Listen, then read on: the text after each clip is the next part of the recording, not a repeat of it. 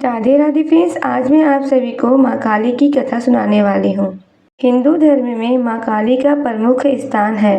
काली का अर्थ है समय और काल। ऐसा माना जाता है कि इनकी उत्पत्ति समय और काल से पापियों के नाश के लिए हुई थी।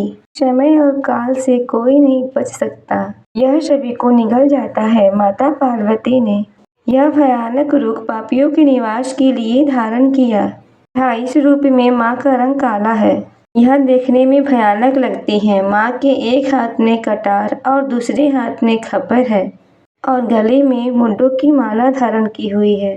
माँ का निवास स्थान शमशान है। माँ अपने इस रूप में दानवीय प्रवृत्ति की है, जिनके अंदर कोई दया भाव नहीं है। अपने शत्रुओं का नाश करती हैं। जैसे माँ काली पापियों के लिए विनाश है, वैसे ही अपने भक्तों के लिए प्रेम से भरी हुई हैं।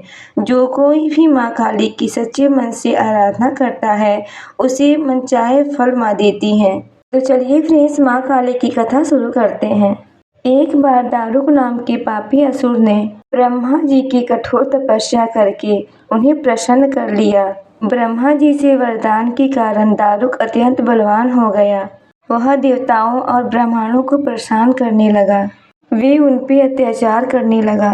उसने सभी धार्मिक अनुष्ठान, हवन, यज्ञ बंद करवा दिए और स्वर्ग लोक पर आधिपत्य कर लिया। सभी देवता विचलित होकर ब्रह्मा जी और विष्णु जी के पास सहायता के लिए गए। ब्रह्मा जी ने बताया कि दारुक असुर का नाश केवल स्त्रियों के हाथों हो सकता है। सभी बड़े देवता भी उससे युद्ध में हार चुके थे।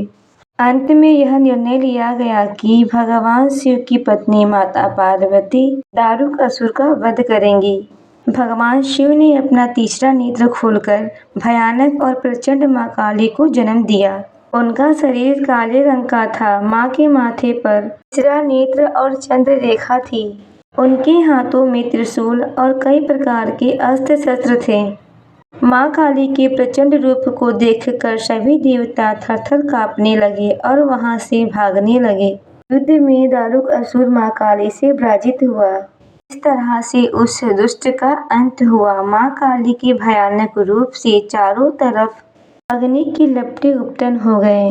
माँ काली के क्रोध को सिर्फ भगवान शिव रोक सकते थे, इसीलिए उन्होंने एक बालक का अवतार लिया।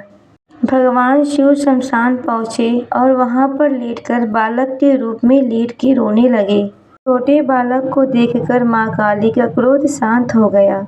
उनके हृदय में ममता भावना जागृत हो गई। उन्होंने शिव रूपी उस छोटे बालक को उठा लिया और अपने स्तनों से दूध पिलाने लगी। इस प्रकार शिव ने उनके क्रोध को पी लिया। इस तरह माँ काली का प्रचंड और भयानक क्रोध शांत हुआ।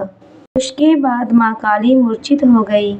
उन्हें होश में लाने के लिए भगवान शिव ने तांडव नृत्य किया। होश में आने पर वह पुनः देवी माता पार्वती के रूप में आ चुकी थी।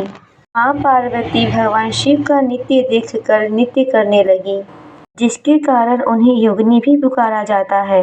इसके अलावा माँ काली ने महिषासुर, चंडमुंड, रक्तबीज, मनीषोप जैसे राक्षसों का भी वध किया। 10 महाविद्याओं में से माँ काली प्रथम विद्या है। गुप्त नवरात्रि में इनकी आराधना पहले दिन की जाती है। तो फ्रेंड्स, यह थी माँ काली की कथा। अगर आपको माँ काली की कथा पसंद आई हो तो प्लीज़ लाइक, शेयर, कमेंट जरूर कर दीजिएगा। मेरी वीडियो पहली बार देख रहे हैं तो चैनल को सब्सक्राइब करना बिल्कुल मत भूलिएगा।